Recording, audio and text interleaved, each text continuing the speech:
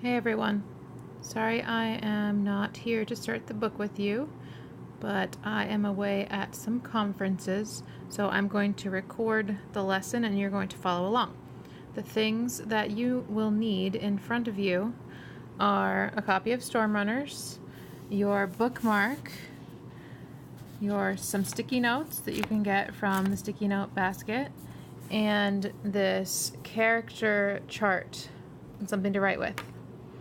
Okay, the first thing I want you to do is put your name on your bookmark, because that way you will be able to find it later in the stack of books much faster. So this is Ayla's that I borrowed. So I'm going to put Ayla at the top. And then you can put your name also on your character chart. Okay. You can, I think the teacher already told you this, but you can sit anywhere in the room as long as you can still see the screen and hear me okay, and that you're not in a distracting spot. Okay, so make sure that you are located somewhere like that. A lot of you might want to sit up at the brown table so that you can be right in front of the whiteboard. Okay, another resource that we're going to use in the room are the posters that you now see hanging up on the wall. Okay, so make sure that you can see those, and if you can't, if we're using them, you might just have to get up and walk over and look at them. All right? So first of all, I wanted to talk about this new character chart. So as we are reading, we are going to be using this chart with the main character. So we're going to put the main character's name in the middle, and as we read, we're going to be adding traits about the main character. And then I'm just going to fold mine and keep it inside my book instead of using my folder. And I'm going to do the same thing with my bookmark.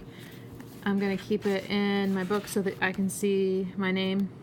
And I'm going to be Ayla, I guess, for the next couple of days. So when we stack up the books when we leave, you'll be able to find your book. Okay? So as we are reading, we're going to be looking for character traits about the main character. On the back, we're going to be gathering information about other characters in the book, and we'll add them as they come. And you need to copy down anything that I'm writing down, and then adding also your own thoughts. And as we are reading, we're going to be making predictions, stopping to clarify when something is confusing. You can be drawing little pictures while we're going, but I'm going to have us stop at the end and draw pictures at the end of class for each day this week. Okay, so you can wait until the end to visualize everything, or you can be doing this as you go along as well.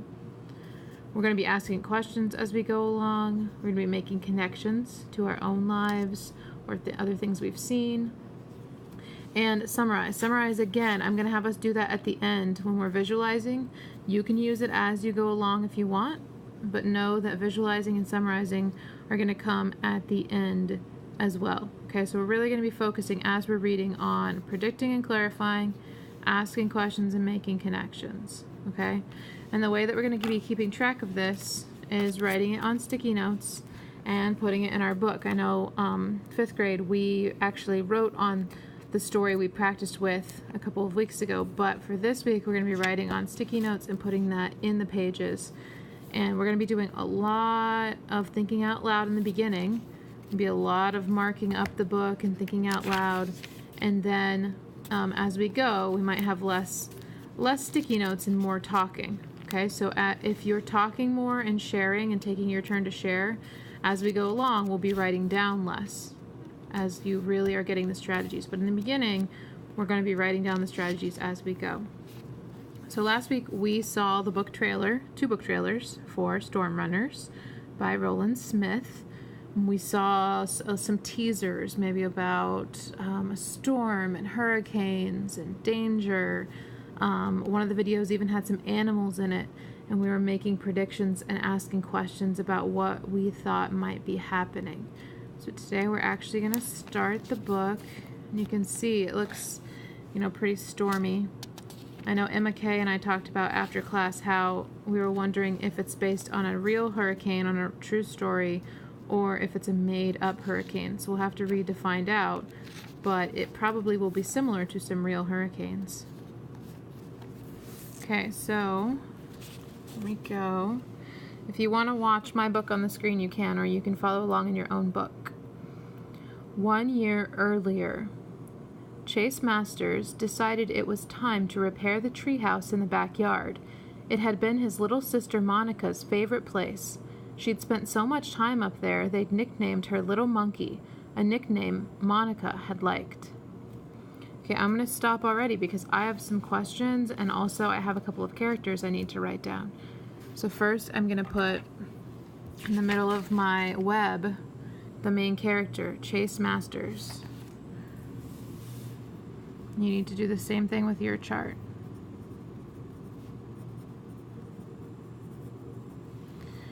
On the back, we need to put Monica as one of the main characters. Sorry, gotta adjust the camera. So Monica is Chase's little sister. And if you look, we have another fact about Monica just from that first part. Okay, so we have that it's Chase's little sister, but we also have that the treehouse in the backyard is her favorite place, or at least it had been her favorite place. So we can put, I think we're gonna have to say, so for some reason, it's maybe not her favorite place anymore, but it used to be. So I'm gonna say the treehouse in the backyard used to be her favorite place. And we have another fact about Monica already from this first paragraph. What's her nickname? Little Monkey. So I think I'm going to put that underneath her name over here. Little Monkey. So really we got a lot of traits about Monica, not too many about Chase yet. So Monica's Chase's little sister. The treehouse in the backyard used to be her favorite place. And her nickname is Little Monkey. Something else we know about Chase is for Axe. It says that he's going to repair the treehouse. So he has repair skills. Maybe some woodworking skills. So he has repair skills, one of the actions he has. Also, I'm just going to make another bubble for relatives. And I'm going to put little sister Monica. Little sister Monica.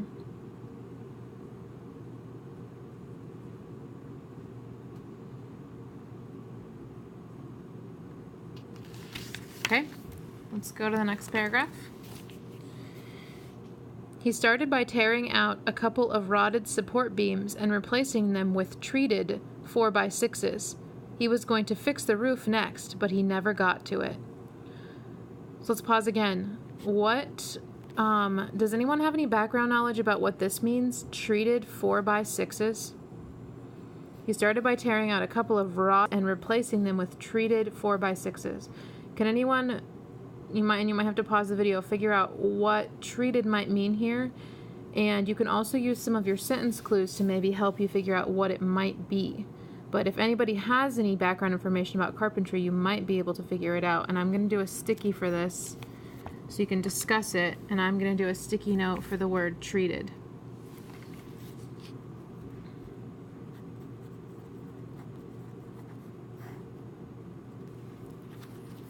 So because my dad is a carpenter, I know a little bit more about this. I have some background knowledge, and it reminds me of my dad already because of all the carpentry that this kid is doing. So he is tearing out rotted support beams, and he's putting in different support beams that are treated.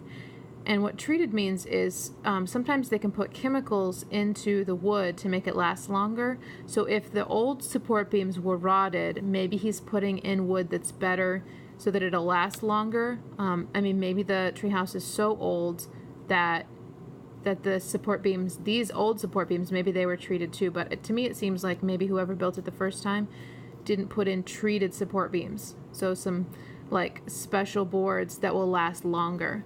So treated wood, so I'm going to put treated. So when wood or boards have chemicals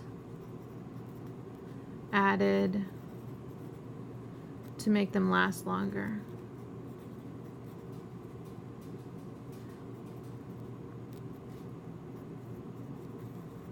Okay, and we figured that out. I used my background knowledge, and then also we kind of looked at, because of the rotted support beams.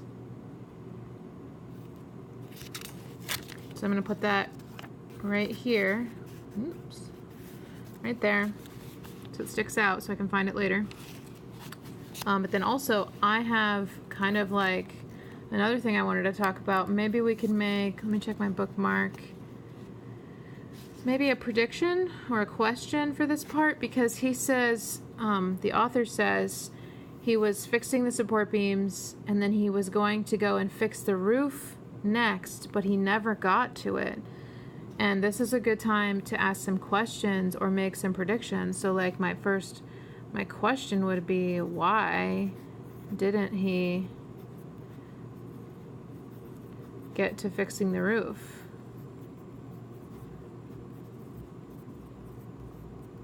Maybe you can think of some other questions. What happened?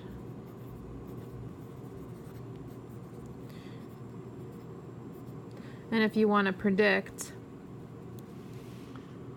remember we have sentence starters on our poster for prediction. We also have some on the back of our bookmark. If you don't want to look at the posters on the wall, you could predict. So I predict in the next part, I think, or I think this is.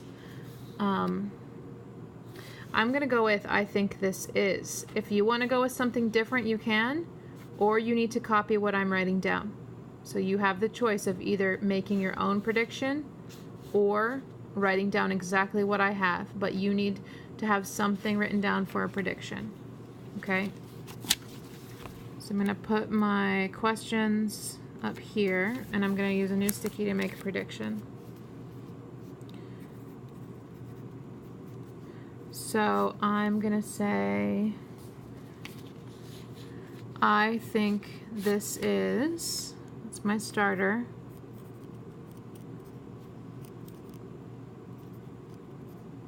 Oops.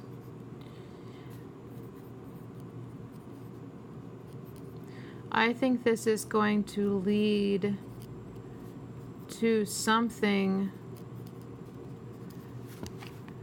to do with a big storm or hurricane stopping him from finishing.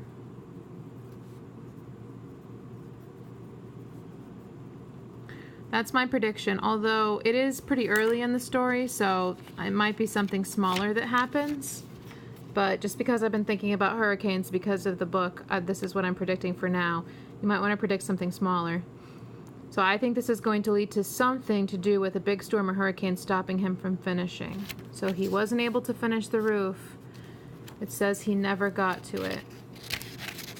He was going to fix the roof next, but he never got to it. So that's my prediction. Make your own. If you need to pause the video, you can. Let's move on.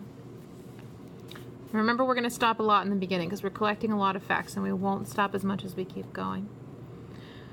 The next morning, he and his father, John, were sitting in the kitchen eating breakfast. Eggs, pancakes, bacon, a Sunday tradition since Chase had been born.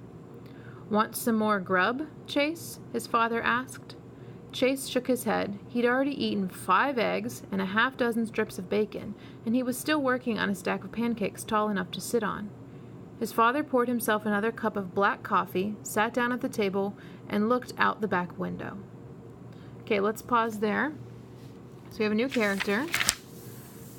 I'm going to skip down a little bit so that we have space if we get more information about Monica. I'm going to skip down. We don't know. Oh, yeah, we do. John. John is the Chase and Monica's father.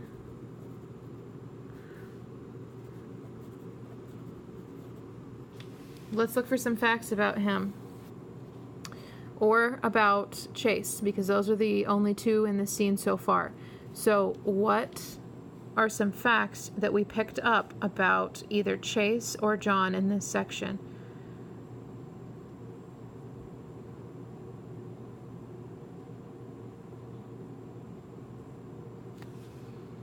I'm going to say for Chase, he likes to eat a big breakfast. I'm going to put that in Acts.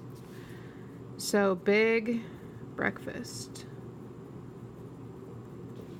Big breakfast. How do I know?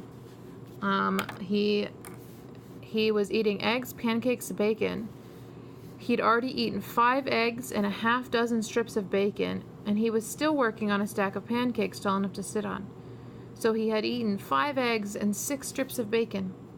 That's a lot for breakfast. I cannot eat that much for breakfast. This is a great time to use which strategy. Since we're talking about breakfast, and we're talking about how much we eat for breakfast, which strategy should we use right now? This one. Make connections. So let's make a connection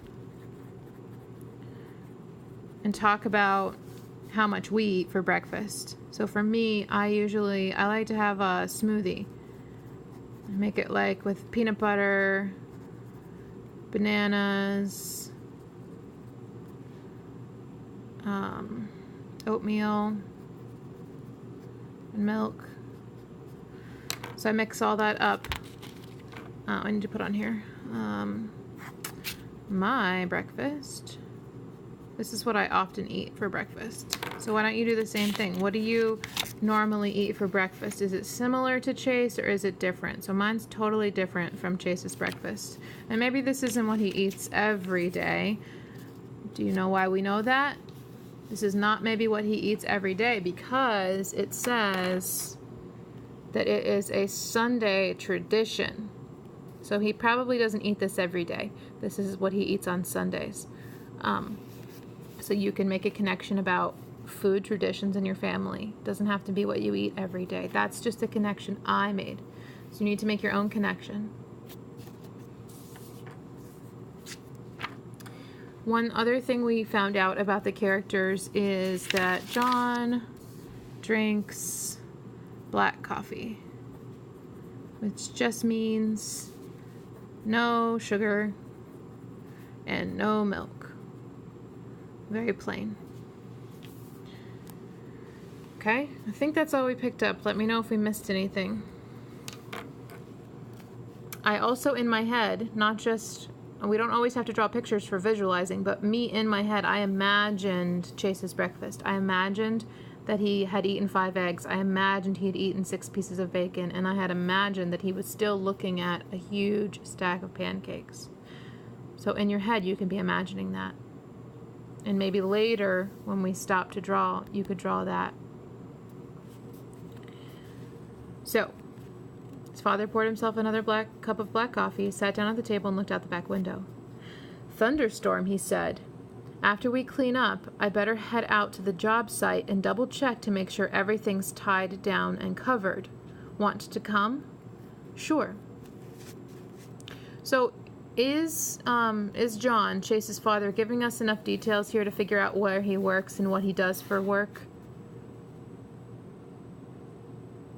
I don't think he is. All he said was job site and making sure everything's tied down and covered. So he maybe works outside, because I wouldn't have to worry about that being a teacher. I wouldn't have to worry about tying things down. But I don't know, that still leaves a lot of jobs that might apply to. So I don't think we can say what his job is yet or make a prediction.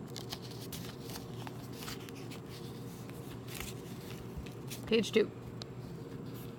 Large raindrops began to splatter the backyard. Chase's father leaned closer to the window. Are those tools lying outside? What his father was really asking was, why in the blank did you leave those tools outside? Tools were like religious artifacts in the master's house. After each use, they were to be cleaned, oiled if necessary, and put away in their proper place, and each tool had only one proper place. Sorry, Chase jumped up from the table. Relax, I'll get 'em. Finish your pancakes. It'll give me a chance to see what kind of job you did on those supports. I did it right. Chase's father grinned. I have no doubt. You were trained by the master. Chase returned the grin, and it wasn't because of father's terrible pun. Chase was relieved that his father wasn't upset that he was fixing the treehouse. Okay, so a lot happened there. So, it's raining, and Chase had left the tools out that he had been working on the treehouse. And at first, I thought his dad was upset because of what Chase was thinking. All Chase's father said really was, are those tools lying outside? But in Chase's mind, the way he heard it was like his father was swearing at him and really angry. But then it turns out that he wasn't really too upset. You know, he said down here, relax, I'll go get them. Don't worry about it. Finish your pancakes. It'll give me a chance to check out how well you did on the treehouse. And then he made a joke. So it was like he might be upset, but then down here, I don't feel like he was really upset about the tools. So it's kind of interesting that he's not upset, though, because if you look in their house, they really value their tools and they make sure they're picked up, because it says tools were like religious artifacts in the master's house. After each use, they were to be cleaned, oiled if necessary, and put away in their proper place. So I'm gonna put that Chase might be forgetful. So I guess again that's gonna be an axe. Forgetful. I'm going to put it with a question mark because I don't know if this is something he does often. He feels like his father is more strict than maybe his father is. So he feels like his father is strict or has high expectations of him. So he expects a lot from Chase. So that's something that he feels. He might be forgetful for his actions, but he definitely feels that his father is strict and has high expectations for him. And then on the back, we can put, John likes to joke around. I'm just gonna put jokes. And that he is he's also some kind of builder. Because he made the joke about how Chase learned from the master, which is their last name. So he was making a joke, right? You were trained by the master. He's making a joke. So he must be some kind of builder. We don't know if that he does that for his job yet, but maybe that is what he does for his job. And John takes care of his tools. We could put that.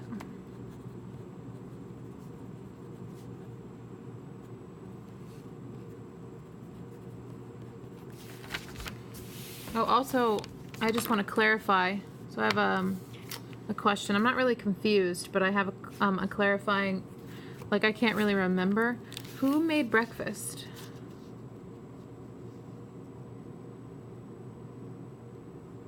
I guess it's not really clear if it was the father or Chase here. I would infer that it's the father, but I don't think we have enough details. I guess because it's been a tradition since Chase had been born to have eggs, pancakes, and bacon, that probably John cooked it, but maybe Chase knows how to cook it now that he's older. So I'm gonna actually put a question.